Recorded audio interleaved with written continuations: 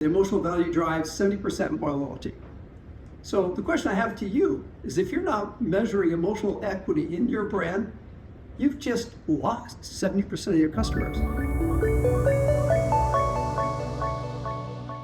Your biggest strength as a rewards program is also your biggest liability, because you're getting comfortable measuring the things that you think are making you successful. We did a huge study in the banking. We do a lot of work in the banking sector, and there's a lot of parallel. We did a big study. We want to find out, where is loyalty happening in the banking industry? And we did a study across 6 countries. I think it was 60 banks. We want to find out, where is loyalty coming from? Only 34% redeem rewards monthly, indicating gaps in perceived value. Value is the big challenge for every one of the rewards programs in this room. Value. Because you're valuing it based on left brain thinking. You're valuing it based on rational thinking. That's the last thing consumers do. They're not rational decision makers. They're irrational. They're irrational. They don't think.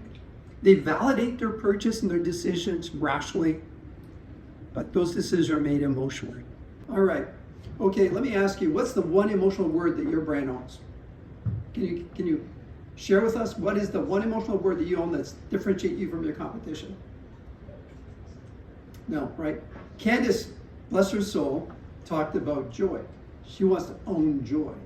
Costco owns discovery. Volvo owns safety. Staples, I'm going to be doing a presentation at RCC. They own easy. They came back to easy. They had walked away from it. Why? Because they were focused on functional benefits when the consumer was buying their products emotionally. What do you think is the clear indication with customer loyalty? Action. And what kind of action defines loyalty? Centered around belonging. It's sharing those moments with their friends. It's actually making a statement that I believe in this brand. So they're putting themselves out, because somebody else had a bad experience within their network. They're made to look bad, but they're putting themselves out. What we found out was a true indication. We have numerically identified the loyalty level based on how many mentions. So three times mentions equals like 50% loyalty in that brand. Would you recommend this brand? A research study really isn't a clear indication of how loyal they really are. What's their loyalty is, are they willing to put themselves out in the marketplace, tie their reputation with that brand? We just finished a major study for the wealth industry. I was presenting that in Vegas last week. And in the US, 67% of consumers use AI to evaluate their investments. 57% believe the insights that AI gives them is more accurate than their bank or their investor. The biggest factor across all rewards programs is a sense of belonging.